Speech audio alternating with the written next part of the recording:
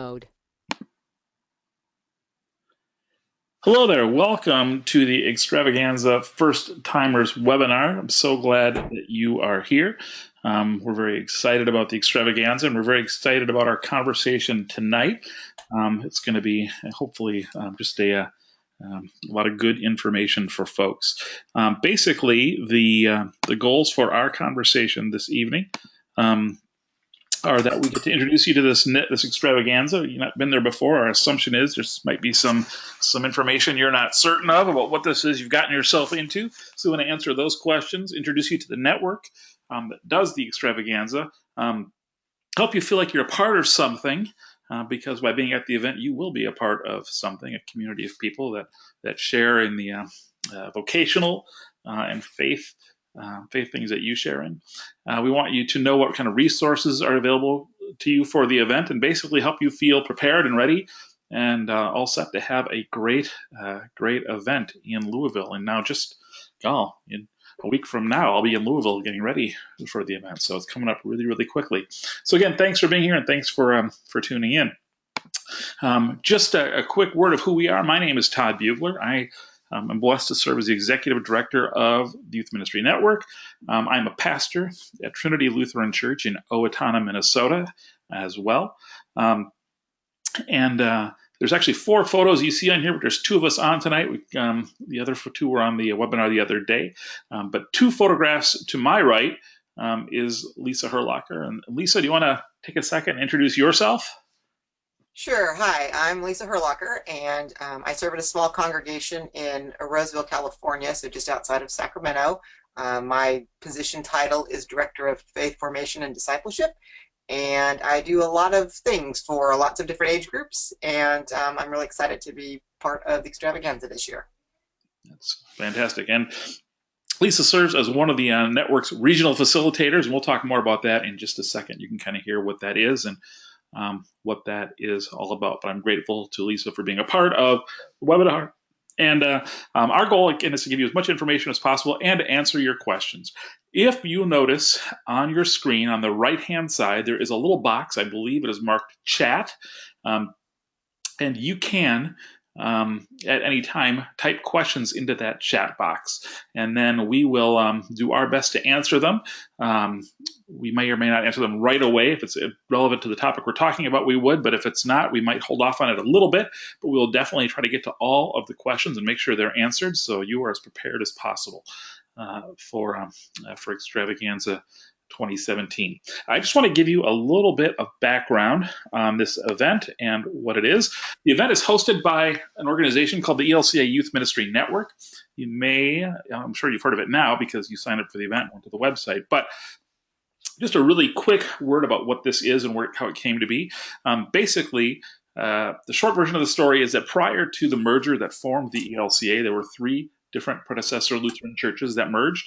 And in those 3 churches, there were 17 staff people who were distributed around the country working to support adult leaders in children, youth, and family ministry. When the merger happened in 1988, that number went from 17 to 4, proving the adage that you don't always get the sum of the parts when you merge. And so naturally, the number of resources and services and such that the denomination could provide went way down. This was noticed throughout the church and in this new denomination.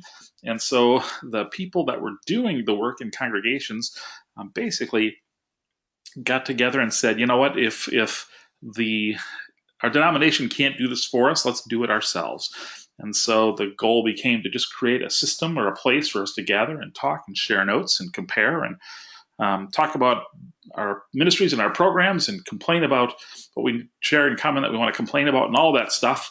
And so we met for a couple of years in events prior to the Youth Specialties Conference, but then decided to do our own event because we realized that the cost of the Youth Specialties event was making that event really difficult for some folks to get to.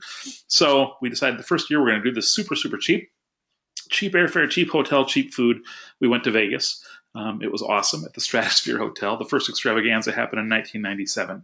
Out of that event, there was about 200, 250 people present. the realization came that we needed more than an event. We needed a support system, a network, a way of supporting each other throughout the course of the year. And so a youth ministry network was born. A board of directors was elected, and the organization continued doing these events and started figuring out what else it needed to do to support people in ministry.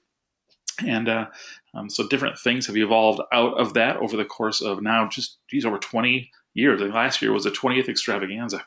But we've continued to meet every year, anywhere from, the event has grown anywhere now from, 500 to the years of the gathering, because we do it in the gathering city, 1,100, I think was our peak.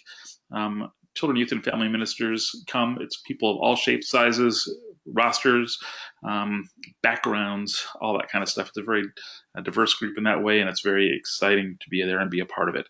We do other things as well, like the Connect Journal and Third Tuesday Conversations and such, but the extravaganza kind of remains the centerpiece. Our mission is to strengthen and empower adult leaders in children, youth, and family ministry in service to Christ. And so we work together to do that. It's almost entirely a volunteer-led organization. It's a standalone 501c3 nonprofit, separate from the denomination, but we work really closely with the denomination. So that's a very cool thing as well. We have a vision where faith formation with young people in the ELCA becomes stronger, where all adult leaders feel supported and encouraged when resources are available, and where ministry with young people is lifted up by every part of the church. And it's been fun to watch progress happen in those areas over the course of 20 years and realize that we all have gotten to be a part of it. It's a really exciting thing. The network leadership, there is a a group of different leadership groups kind of distributed. There's a board of directors that tends to the vision and direction. There are regional facilitators, one in every ELCA region, who work to facilitate communication and local networking. There's the extravaganza planning team, commonly known as the E team. There is the Third Tuesday Conversation team, a Connect Journal team, a Practice Discipleship team, a Communications team, a Multicultural Initiative team, and there are some of us that kind of fill a staff role, and we use that term loosely, just kind of stipended to continue keeping the organization running. But we work kind of with all these different teams to keep it all going. The network, as I said, is divided into these regions. If you don't know which region you're in, this is a map that shows where they are. Each region has its own facilitator, and you will get an opportunity at the extravaganza to meet and spend some time with them, as well as with other people in your region as well. And those regional facilitators, here's a list of them, who they are. Again, one from every ELCA region, and they are elected by the regions in a process that happens in the fall. And they will be there and have some significant leadership roles within the course of the E and throughout the network as well. So that's kind of the history of the network. We're going to talk about the extravaganza a little bit. I'm going to turn it over to Lisa to share a little bit about that, and I'm going to just sort of track along here, run the PowerPoint. If I get behind or anything, just kind of let me know, and I'll trip the slide right along. All right. So the extravaganza is, as you can see on the screen, it's a 4-day conference. It's produced by the ELCA Network, Youth Ministry Network, and it's a lot of fun. It is a chance for renewal and education and networking for church staff, people who work with children, paid or unpaid, rostered or unrostered. Children, youth, and family ministry is kind of the focus, but there's opportunities for personal growth. There are workshops available that are more of a self-care kind of thing, or a chance to maybe explore something new. There's a lot of chance for networking, lots of time for that built into the schedule. There are main stage type events, whole group worship, those sorts of things, and those are all really cool. And a good chance to, just kind of cool to be in a room of all your peers and take communion with them, and to just be a part of something bigger. I came into this job as a public school teacher originally, and we always had opportunity to kind of sit around and talk about the kids and complain and kind of boost each other up at lunch, because we're a staff of 50 people or whatever, but most people working in youth ministry work kind of alone, and so this is a great time to have those connections and kind of reinforce that you're doing a good job, and to get some help in the areas that you might feel weaker in. When I first went to extravaganza, I didn't know a soul there. knew one or two people vaguely, but didn't really know anyone. And I'm pretty much an introvert. So it took a couple of years for me to going to really make some strong connections. And now that I've been going for 10 years or more, it's always fun. It's like a family reunion. I see friends I've made throughout the country. Get to go explore other cities in the country. That's fun too. And yeah, it's a great time way to renew and it's a event you can make your own. So if you come and you're exhausted, then sleep in and skip a few things and just spend some time resting and getting rejuvenated in that way. Um, there's lots of opportunities, like I said, for networking, and generally in the hotels that have been chosen, there's lots of opportunities to sit in a corner and talk to someone and do that sort of thing. As far as the educational component, there's a huge variety of workshops, and then there's a large group sessions that have a main stage speaker that's usually got something real significant to say about trends in children, youth, and family ministry. And then there are the workshops, which are kind of the breakout sessions, and there's several workshops slots in the schedule, and then you can pick and choose which workshops you want to attend, and most are offered more than once, so you can kind of usually you're able to see all the ones you want to see and listen to those. You can kind of pick a theme and find 4 or 5 workshops that are all kind of what you're looking for in some specific thing for your own ministry, or new things you want to check out. Lots of creative ideas, also lots of nuts and bolts types of workshops on just this is just how you do this job. There are theology conversations and, like I said, self-care ones as well, where it's just maybe sitting in a room and doing some art. So there's lots of ways to make these workshops really fit what you need. I know some people come with kind of a list, and if you go on the network website, you can find the current list of workshops and kind of descriptions, but you don't need to do that. You can wait and do that when you get there and maybe see what other people are doing and kind of share that. If you come with more than one person from your congregation, that's a good way to split up the learning as well. Okay, I think you can keep moving, Todd. Like I said before, it's all about connection. One of the things this does is really reinforces that you're not alone. Out here in California, especially, sometimes it's hard to make those connections that we often feel like those of you in the Midwest and other more populous Lutheran areas maybe make these connections more often. But this is a place, if you live in a more isolated area, and this is a place to do those connections, and you sit across from someone at a table that you don't really know and work up a little bit of courage if you're like me, and you ask them questions, like, hey, where are you from? What kinds of stuff do you do that's fun and working out with you and the youth you serve? Or what struggles are you having? Sometimes, maybe you need to be the ear for that person. But try to have lots of different conversations. Try to touch base with people that you maybe vaguely recognize. It's a small enough event that you often can catch the speakers from the main stage walking around as well, and have conversations with them, and that's been a real cool thing. Generally, all the speakers and all the workshop leaders will give you their contact information, so if you can't spend time with them at the extravaganza, you can connect with them later, via email or even a phone call. So yeah, it's really about connections. Next. Let's talk a little bit about some of the logistics for the event, answer some questions hopefully for you as well. And let me just remind you that on the right-hand side, if you tuned in late, goodness, excuse me, sorry, I apologize. On the right-hand side of your screen, in that little box, there should be a place that you can type in questions. It may be called chat. And you can type questions in there as we go, and we'll make sure that we answer them. We want to make sure we get to all the questions that people may have.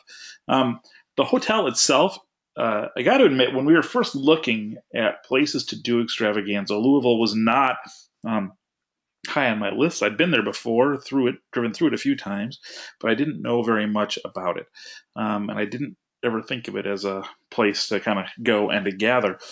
Since I've gotten to know it in this process, Louisville is going to be a fantastic place for us to be. And the Galt House Hotel is this huge hotel that's right in the center of the city. It is the largest hotel in Kentucky, actually. It is 2 tall towers that are connected over a roadway, a 4-lane roadway. It's connected with a bridge that is actually also the hotel bar. It's crazy. This really wide bridge that stretches between the two towers. In the middle of it is the hotel bar. It's a 50-foot bar with tropical fish inside of it. It's really fun. And anyway, the Galt House sits in the center geographically, but I think also kind of socially in Louisville. It is the primary hotel for when they do the Kentucky Derby. When, for example, the Muhammad Ali funeral took place, the Galt House was the center of where a lot of the activities and programs and memorial things took place. It's just kind of the main hotel in Louisville, and it's really fun. It's right on the riverfront. There is lots of nightlife in the vicinity. We are probably a 5 or 6 block walk from an area called 4th Street Live, which is an entertainment district with lots of restaurants and bars, and there's a big stage out on the street that they have closed down in front. I don't know if this time of year they'll be using that or not. I kind of suspect they wouldn't. But there's lots of stuff to do in that area. It's really fun. Lots of shops, lots of places to see. We are 4 blocks away from the Muhammad Ali Center, which is this giant museum. Uh, a lot about Muhammad Ali's life, but also even more about the civil rights movement and the progress that African Americans made um, through the 60s. Really interesting stuff. It's 4 blocks away from the Louisville Slugger Museum, which is really fun, and a bunch of other museums and things like that too. It's going to be a great site for us, and it's a really nice, really fun hotel. I always say that when we're looking for hotels for the event, we look for places with lots of nooks and crannies, lots of corners with tables and chairs and couches for people to sit and to do their networking and have good conversation and build relationships. So it's a great place to be. So we're excited about the Galt House and Louisville. Once you arrive in Louisville and get to the airport, I think most people fly in. There'll be some folks driving, but most people fly in.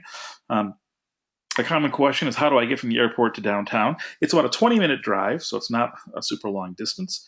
To get there, there is an airport shuttle service that actually is not owned by the hotel, but it's based in the hotel. They have a desk right in the lobby, down right next to the registration desk, and you can.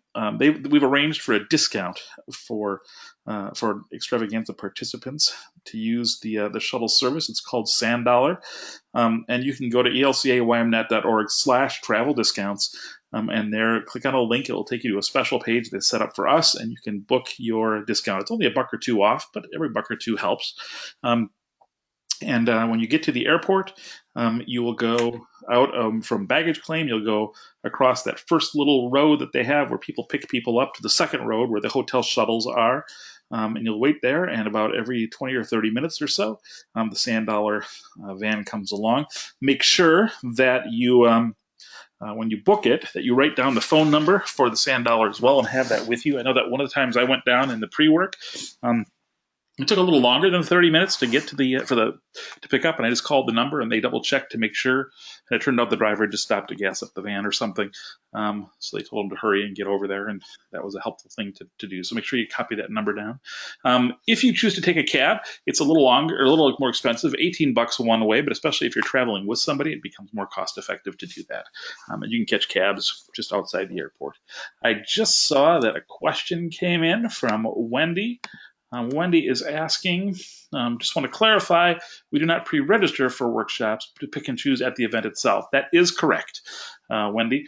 That at the event itself, we'll have the listing of workshops, and you can just kind of go to whatever works for you. Also, don't be afraid to ask questions. Did you go to this workshop? What do you think of this one? Or what do you recommend? Because workshops are repeated generally twice if they can, if the person's able to do it twice. In a couple situations, even 3 times. And you can get recommendations from other folks about good workshops to go to. And Wendy writes back, thanks, you're welcome. Jumping ahead here, if you're driving to Louisville, and I know a lot of folks will, the Galt House has about 3,200 parking spaces on site in their covered garage. It's great. We've worked out a discount with the Galt House. It's $15 per night, or you can do valet for $25 per night. I think $15 includes in and out privileges, which means you can exit and enter and not have to repay every single time. I think that works, so you can just charge um, your parking to your room. Oh, that reminds me, speaking of Sand Dollar and the airport shuttle, that you can, I believe, you can include your shuttle service, have that charged directly to your room as well, and that way it'll just show up on your credit card. And I know I did that once, and I don't remember exactly how I did it, but I know it can be done. And it might be a matter of calling them to ask how to best do that, but I know it can be done. So parking at the hotel is plentiful. Um, Other kinds of pieces. And this actually ties in. Jessica asks a question. Are there any meals in the conference? Is everything on your own? There are some meals, Jessica. Thank you. Actually, excuse me. There is one really big significant meal. Our opening night. We normally do one meal with the whole group in the ballroom. It's really fun. Oopsie. And the our opening night is going to be kind of a giant festival dinner thing. It's going to have a little bit of a German Reformation theme to it because our theme is 500. I'll let you know. We haven't publicized this yet, but we're going to have I think it's a 12-person German Oompa band there playing. It's going to be a riot, and it'll be just a fun night. And that meal is included in the cost of the event. There is a cash bar. People can buy their own alcohol if they choose, but the meal itself is included. There are also a couple different times during the event that we have some different receptions that take place where there's food available and such. But there aren't any other major meals included. There are, as I said, lots of good options right around the hotel. Let me talk about that in just here as well in just a second. The schedule for the event you can find on our website, elcaymnet.org/schedule. But here's the thing. We really, really, really encourage people to download the network app.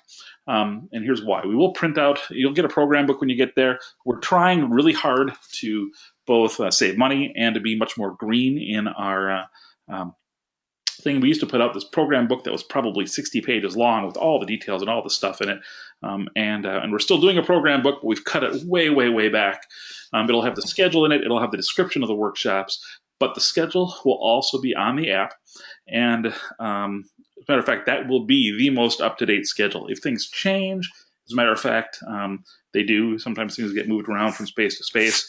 I'll give you an example. Today, we moved the creative expressions time on Sunday afternoon. There's an arts thing for people that are interested in art and crafty kinds of things. There's an event that's happening, and we expected about a dozen people there to pre-register for it. There's a small cost associated with it because we have to buy materials. And when we looked, we were so shocked and pleased to see that actually 60 people have signed up for creative expressions, which is fantastic. We had to move rooms to a bigger space. That will be incorrect in the printed program book, but it'll be correct on the app because the program book's already gone to print. So things like that will come up. Also, the schedule of workshops, what rooms they meet in and at what times will be only on the app. We will have some printed copies at the hospitality desk, but which I'll talk more about in a second. But on the app, it'll be there. It'll be live. And sometimes, again, there are changes with that. If someone's flight is delayed, they're unable to get there to do their workshop in time, we move it. It'll always be accurate on the app. So those are a couple things to know. We really encourage you to do that. To get to the app, go to elcaymnet.org/app, or you can go to directly into the iTunes store or the Android store or marketplace or whatever they call it, and you can download the app from there. There will be a first timers orientation tour you are all invited to. That's happening on Friday at 4:30. We really want folks that are there for the first time to feel welcome and to feel connected. And so at 4:30 we gather. Anybody who's there by that time, it's on the schedule in the app where we'll be meeting. And come there, you'll have a chance to meet some folks. You'll meet all the regional facilitators. We'll connect you with your facilitator. We will then, in our regional groups, take kind of a backstage tour of the E. You'll get to walk around and see the ballroom, see the exhibit area, see the learning area. So you just know where everything is and you're comfortable with the physical space. That's sort of our goal. There's also a time on Saturday for it's called Regional Touch Points. We'll gather, I think it's for 45 minutes in regions, and there's a chance to get to know who else is there from your part of the country and to have conversation with them. And there are some regional issues that maybe they want to spend a little few minutes talking about, or events that they want to announce, or things like that.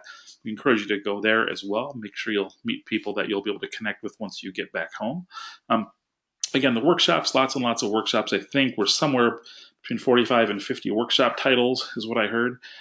There are also some different lunch gatherings. There is a first timers lunch. It's on the schedule that you could sign up for when you registered for the event, but you can also sign up for at the event itself and just pay when you get there. There's a rostered leaders lunch. There's some other things like that. Different synods. You can look on the schedule and see synods are doing lunches. I know, Lisa, you guys just put one into the schedule. We put it in today, I think, for a lunch for the Sierra Pacific Synod on Sunday afternoon. All that information about when the synods are doing their own lunches is on the schedule. There is the exhibit hall, lots of opportunities to walk around. I think we're going to be right around 60 exhibit tables, vendors and resource providers that are excited, chance to talk to you about the things that they're sharing. And of course, there's the hospitality table. We have a hospitality team. It's about a dozen people who are there and will be, their only job is to make sure that everybody feels welcome. And so if you need anything, if you've got questions, if you've got things you're wondering about, that's the place to go. They're happy to answer your questions and help you out, and they organize a lot of those other lunches and events and things like that. There you go, a ton of data I just sort of dumped at you. Again, if you have any questions about anything I'm saying, if I'm not making sense, just type those into that chat box. When you arrive at the E, you will walk into the lobby, get checked into your room, all that kind of stuff. The lobby's on the ground level. Then after you're checked in, you can go to if you want to, you can go right to the registration table for the event, or go up to your room and drop off your stuff and then go to registration table. And most of the events at the E are on the second floor, directly above the lobby. Walk down that long hallway, you'll see the activity and the buzz kind of happening. There, Lori and Debbie and another Deb will be there to greet you and welcome you. They're excited to do that and get you checked in and such. And get you your packet of stuff, your information. And if you ordered one of the extravaganza shirts, pick that up, all that kind of stuff. Take a look at the workshops. The event doesn't start till 7 p.m. on Friday, but we noticed in the past so many people come earlier. They come earlier in the day, but we wanted to take advantage of that time. So we started offering a smaller number, but still a number of what we call early bird workshops on Friday afternoon. You can take a look at those and see if you want to pop into anything or just connect with folks. Sit down, talk to folks, grab a cup of coffee, or if you've been spending the day traveling, you might want to take a nap, and you officially have permission to do that as well. I mentioned the app as well. That's information is here. There's places in the app for all this information. Right now, we've got the event schedule, the workshop schedules. We also have a map directly into Yelp of local restaurants. If you click on that link where it says E2017 restaurants, it'll take you into the Yelp page. It centers on the hotel and the restaurants around it and shows you all the hotels with $1 or $2 signs. You can, if you're feeling like ritzy, you can expand that to a broader search of more expensive restaurants, but we thought we'd keep it simple. But it'll show you the restaurants and the reviews of what's right around the hotel. There's a ton of options. And then there's actually a hotel map as well that'll show you the floor plan, so you can hopefully find your way around. That's really all the logistical information we want to give you. Lisa, was there anything that I left out? I just kind of flew through a whole bunch of stuff really fast. I think it's important to know that I haven't. No, I took some notes when I thought of things, but then you mentioned them because I was going to mention the Synod lunches, which are a pretty good way to connect with people. The app, of course, definitely use that. It's been I'm old enough that I'm kind of have a hard time seeing things on phones, but it's great to have up-to-date information. So I've gotten used to using it. And again, just encourage you to make this event yours. Find the resources you need, and if you don't know where something is, talk to the people at the hospitality table. I know many of them; they're fabulous people, and all they want to do is help you. So, right, that's really true. And for that matter, yes, any of us that are in leadership, you'll see us walking around. We'll have name tags on that identify if they're on the board or the E team or what their role is. Do not hesitate under any circumstances to talk to anybody if you've got questions or comments or whatever it might be. One other thing, I'm just going to mention as well that if you're in the midst of travel and any issues come up, or you have problems, or you get stuck someplace, or there's something's not the way it should be, and you need some assistance, I just want to give you my cell phone number as well. I'll give you a second here to grab a pen and paper or to enter it into your phone. But if you have any need for anything or just assistance, do not hesitate to call. And if we can help you, we certainly will. My cell phone number is area code 612 597 6565. Again, 612 597 6565. And again, don't hesitate to call if there's any issues while you're traveling. I hope there will not be. I'm trusting that it's going to be good travel to a great event and such. Last year's event, and before I say this too, it's want to talk about one last opportunity because we'll be finishing up here in just a moment. But if you have any last questions you want to type in, don't hesitate to do so, and we'll make sure we answer them before we shut the webinar down. But what I wanted to say was last year's event, after the event was over, we go thoroughly through the evaluations. We look at them really closely, and that really does affect and adjust what we do in the next year. And one of the comments I loved, I kind of highlighted it and sent it off to the team.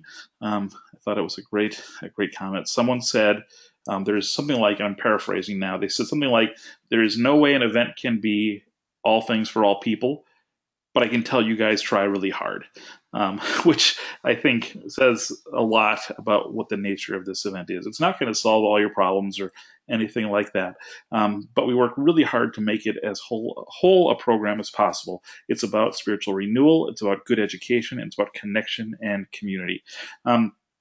And we will do everything we possibly can to create those three things so that you have those experiences when you're at the extravaganza. I always encourage people as well, meet us halfway or at least a quarter of the way. Sometimes folks, Lisa identified herself as an introvert. I actually am an introvert as well. I just play an extrovert on Sunday mornings. But as an introvert, I tend to sometimes hang back and such. And I'm not the first one to reach out or to connect with people, but I guarantee you that if you do, folks will try to connect with you as well. But if you reach out and try to connect with folks, they're going to be welcoming and hospitable. It's just that kind of community. These are folks that or people that you want to be with. I just popped up another question here from Wendy. Has anyone shown an interest in marching in the Women's March in Washington? This just went off the screen here. Hold on a second. There we go. I apologize. We start over. Has anyone shown an interest in marching in the Women's March on Washington? Parentheses, Louisville will have a march from 10 to 12, the rally to move forward. Wendy, I have to admit, this is the first I've heard about that. I know nothing about a march that's happening in Louisville. So I'm sorry, I've not heard any interest in it, but doesn't mean there's not interest out there. But I'm not familiar with that, and I actually don't know anything about the Louisville March. So that would be actually interesting. Something if you find out more or want to garner some interest in that, I would suggest posting it on the network's Facebook page. That's where most of the I was going to say the same thing. Yeah, that's where most of the conversations take place, especially with a link or an invitation for other people to participate and such. That does remind me, there are two other things that are going on that are part of the event that we're excited about. One is on Friday. If you're in early enough, this is new this year. We've never done this before, but we are doing something. In the past, people have asked us, can we do some service while we're in the city? And that's it's always been kind of hard to organize because we only have a few hours and it's kind of hard to do that. But we are going to do a thing. We're actually going to partner with YouthWorks, and they have a strong presence in Louisville. And we're going to do on Friday afternoon, I believe, a service learning accompaniment event that's going to take place. I think right now there's about 10 or 12 people signed up for it. We really need about 20 to make it viable. But if you're interested in being a part of that, you can go online and on the website elcaymnet.org under events at Extravaganza 2017. There's a link for Friday service opportunity. If you're interested in it, you can go there and sign up that way. We encourage folks to do that as well. I have no other questions that have popped up. It's a great question, Wendy. Thank you. And she says, thanks. I will try to find out more, and we'll post it. Thank you. I appreciate that. God's blessings to you as you travel, as you come to Extravaganza. Any questions come up, don't hesitate to let us know. We also really strongly encourage people to follow the hashtag EXT17, not 18, EXT17 on Facebook and Twitter. That's where most of the conversation, typically we have a pretty lively social media conversation as the event ramps up. Take care. Thanks much. Lisa, anything you want to add? Nope, I think we've covered it all. But again, if people have questions, go to Facebook or Twitter or somewhere, and you'll probably find answers. Absolutely. So take care. God bless. Good travels, and I'm looking forward to seeing you all next week at the extravaganza. Take care. Okay.